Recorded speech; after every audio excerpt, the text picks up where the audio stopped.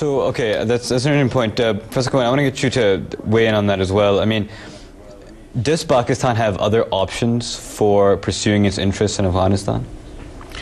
I think it does, but do you think they're using them? These involve going to the international community, including the Americans, and asking for some kind of framework for Afghanistan where, and I agree with Maria, a regional solution was made possible. But this involves necessarily the Indians. It's ironic that she describes Indian behavior the way we describe Pakistani behavior. And I've been briefed by ISI officials, and they used to say 24 Indian consulates in Afghanistan. Well, then they came down to 14, and then they came down to 7. We know there's 4.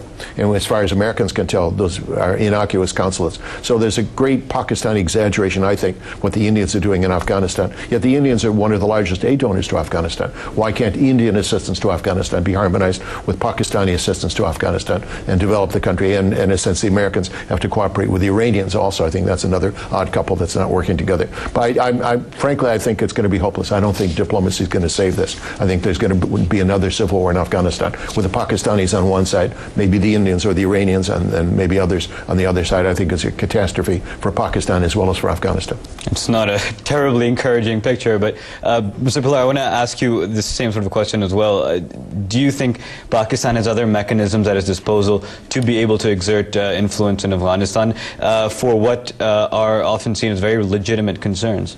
Well, the least counterproductive, most effective in the long run channel will be participate fully in multilateral diplomacy. And as Steve Cohen mentioned, that includes the Indian role, it includes an Iranian role, includes a role for many others. But the initiative for that would have to come from the United States. It has to, well, to a large degree, but it's got to involve a lot of others as well. It's truly multilateral. I think what we're seeing in terms of what I believe is Pakistani government thinking is a reflection of the pessimism that Steve Cohen expressed, that they, Pakistani officials, expect that there is going to be continued war and continued chaos in Afghanistan, and that is why they continue to place bets on the likes of the Haqqani group as an instrument for maintaining at least a modicum of control and pursuing their own interest in the absence of an internationally sanctioned agreement. I think, you know, it's tragic because doing that is counterproductive and does reduce the chance of coming to a multilateral international agreement. But I think that's what's going on. I agree. Maria, go ahead. Right. Maria, I'd like to ask you that when we talk about diplomacy, what kind of diplomacy needs to be put in place that hasn't been done so in the last 10 years? What exactly is Washington going to do that is going to be new and that is going to change the tables in Afghanistan? What's going to happen? What do they mean? I think what has happened, unfortunately, for Afghanistan and the entire Afghan debate has been that it has been too politicized, too militarized. There's nothing real enough to build the relationship on, either with the region or with the multilateral diplomacy to come to effect. It's unfortunate to believe or to hear this thing that you know, my friends from the United States would believe that Pakistan would invest only in the Haqqani network or just use this as a civil war proxy. Pakistan does not want a civil war in Afghanistan. What we could look at... But it does seem imminent. No, I think the civil war will exist because of the fact that at this time there is nothing which is based much more other than the politicization of the Afghan problem and the militarization of the Afghan problem. If we really want tangible results, we should look at issues where the region can come together. Drugs is one issue on which you can see cooperation from all regional countries, whether it is Russia, whether it's Pakistan, whether it's China, whether it is Turkey, whether it is Iran. This is something on which you can see cooperation. This is something on which you can see the Afghan government being strengthened. Second are the trade links. The trade links which are coming from Central Asia, the trade links which are coming through. And third is the mere fact that for every developmental work which goes on in Afghanistan, it has to depend upon the regional countries. Pakistan has been a natural trade link for Afghanistan for all these years, since its inception. And I think if one can build up on these things, you can develop a sustainable relationship, you can turn it around. But at this time, it's the warlords, at this time, it's the drug lords, at this time, it's the militaries, at this time, it's the intelligence agencies of the world which are actually fighting in the Afghan theater. So the end game is the great, you know, the grand chessboard in which the Afghan interests, the regional interests are being put on the back burner. If we really are looking for a multilateral diplomacy which is going to change, that has to be based on So do you something think it's else. too late now? No, I don't think so. I think there's always room for it if we are really concerned about bringing peace. If we are not concerned and everybody Right. has to pursue their own end game, well then, I guess it's a different Right, issue. Raza. Do you ahead, want to please. respond? I'd like to ask Maria Sultan whether her preferred outcome in Afghanistan is an Islamist government dominated by the Taliban, and what impact that would have on Pakistan. Most of us feel that another Taliban government, a really truly Islamist emirate in Afghanistan, would be catastrophic for Pakistan. Does she accept that as a possibility, and does she desire it or not? Ms. Sultan, go ahead. Yeah, Steve, thank you so much. But I think it's not a question of Pakistan deciding the fate of the Afghan people. It is the Afghan people who will describe for themselves what kind of government which they want. And if that is what they want, it is hardly Pakistan's policy to interfere that much. We have paid a price for it. We're still paying a price for interference in a different country. I don't think it's a question for Pakistan to be trying to topple an Islamist government or a non-Islamist government in Afghanistan. I think that has never been Pakistan's aim, at least in the current scenario. But few Afghans want a Taliban government, and most Afghans want the American presence to remain in Afghanistan. That's what the polls all show. I mean, I guess, Well, Ms. in Sultan, that case, Afghanistan would be paid by the United States anyway. The Afghan National Army would be paid by the American presence. I think we also want the American presence to be there, so there is some kind of a negotiated peace deal, not total chaos left. The feeling in Islamabad is that we will end up with the first Afghan war's after effects. You create a holy mess, and that's about it, and you walk out. No, we need some kind of settlement, a settlement which is done under international framework. well, another problem in this whole equation is that the Afghan government itself, the one that's being backed by the United States, is seen as being extremely corrupt, is seen as being incapable of exerting control over the country. That in itself is seen as a failing of the U.S. policy in that area, and that we haven't been able to set up a government that has the confidence of the Afghan people. Well, it's a failing of a lot of things, and not just U.S. policy. I mean, it's a reflection of what basically 3 decades of almost uninterrupted warfare in Afghanistan have gotten us to. I would note something that hasn't been mentioned so far in this program, and that was President Karzai's statement the other day in the wake of the assassination of Dr. Rabbani, in which he says that the negotiations that really matter are between Afghanistan and Pakistan. And I think his statement in that regard reflects a lot of what we've been discussing over this table. That is to say, the Pakistani role in backing and having close relations with groups that are going to have a major part in determining whether we have just continued civil war or not in Afghanistan. Well, and another statement that came out over the weekend was of Prime Minister Gilani, who said Pakistan would be willing to engage in negotiations with the Haqqani network and talks with the Haqqani network, and if they were to fail, then we could talk about military action. Pakistan intelligence officials boast that they have a contact with the Haqqani network now. What's required to conduct negotiations with the Haqqani? They already talked to them. But are the Haqqanis willing to negotiate? Or Pakistan? What would they negotiate about the terms of settlement of an Afghan government? Is this a Pakistani decision? Right, Maria. This is the question. Right, go ahead. I think the problem is the Afghan problem is not necessarily only Pakistani problem. It's an international problem.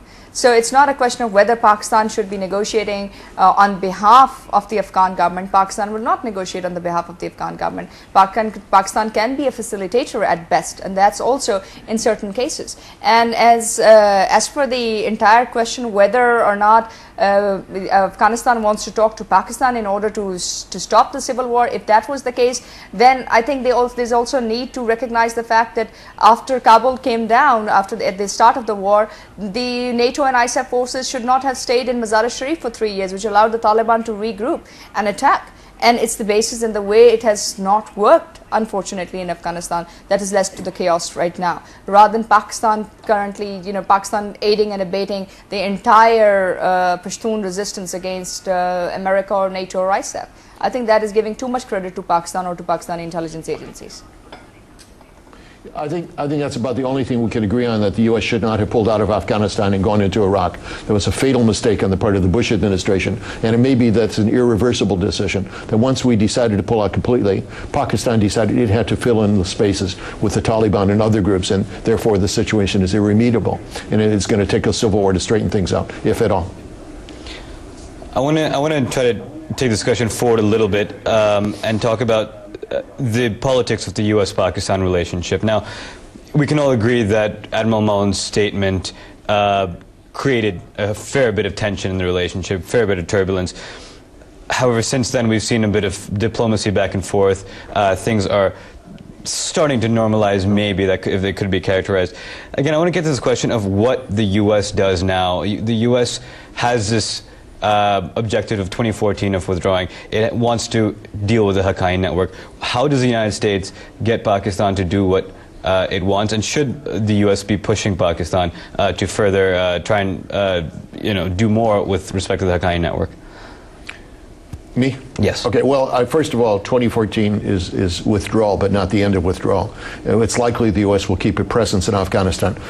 Pakistan is counting on the U.S. pulling out. This is another Vietnam as far as they're concerned. That's not going to happen. We're going to keep a presence in Afghanistan because we have to monitor al-Qaeda groups that are in Afghanistan and Pakistan. So you have to have some presence in Afghanistan. We're already less dependent on Pakistan than we used to be. It's down to 40% of supplies to Afghanistan through Pakistan. I think that dependence could be further reduced by other supply lines to the north and through air bridge, and maybe even through the Indian supply chain through Iran. So I think that our dependence on Pakistan is being reduced. What I'm afraid of, and what I see coming in the future, is that our relationship will shift from being one of allies to one of containment. That if Pakistan continues down its present incoherent road as a state and as a nation, we will come to see Pakistan as a threat, not terrorism as a threat. And I see that's happening over the next 5 to 7 years. We did that with the Soviet Union. We did that with Iran. Would we do this with Pakistan? It would be a tragedy if it worked out that way, but I could see that happening. Do you think there could be a break in relationship, an absolute? Well, we broke with the Soviets after World War II. We broke with the Iranians after the revolution there. Would we break with the Pakistanis if they became more radical, less coherent as a state? I don't know. We're very concerned about their nuclear weapons. We're also concerned about the support for terrorist groups operating in Europe and in America, and to some degree in India, and again Pakistan itself. What policy we choose to fulfill that concern, I'm not quite sure. Before I come over, Mario, we only have a few minutes left. I'm going to, Professor Pillar, I want to get your perspective on this as well. What does the United States do in terms of its policy towards Pakistan? What option does it have? There's questions of carrots and sticks. How does the United States move forward here? It has to be carrots and sticks. There's a strong realization, despite all the frustrations we've been talking about, understandable frustrations about Pakistani policy and practices, that we still need Pakistan. Not necessarily logistically for the reasons that Steve Cohen mentioned, but as a major political player in trying to do something about the Afghan situation. So I think you should expect the pressures and the tough statements when it comes to some of the things we've been discussing about the groups, but also I don't expect we're going to have a break in relations. But let me say this, we're heading into a presidential election campaign. We're already in it, really, here in the United States.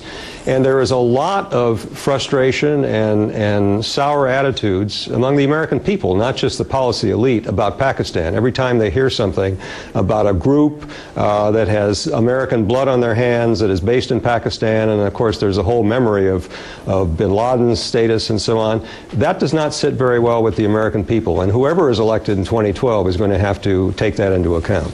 That's an interesting point. Professor Cohen, before we... Yeah, I'd add to Paul's point that the so-called Pakistan lobbies disappeared. In fact, conservative Republicans are very anti-Pakistani because they see Pakistanis supporting groups which are shooting Americans in Afghanistan. And they see Pakistan as a rogue nuclear weapon state. I think that's an exaggeration, but there's some element of truth to it.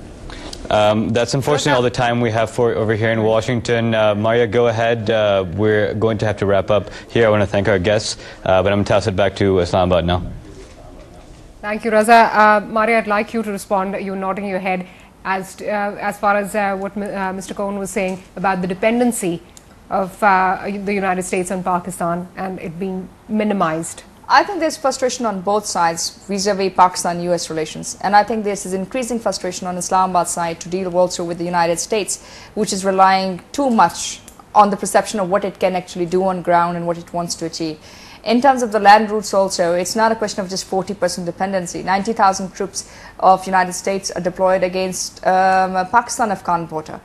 Yes, you can have other routes which can come to these troops deployed, but that really doesn't solve the problem, because you still have to come across the entire Afghanistan, and that would increase the logistic costs and everything else. But leaving the logistics aside, merely the mere fact that you want peace in Afghanistan, it has to take the regional countries on board. It will have to be seen without a zero-sum game.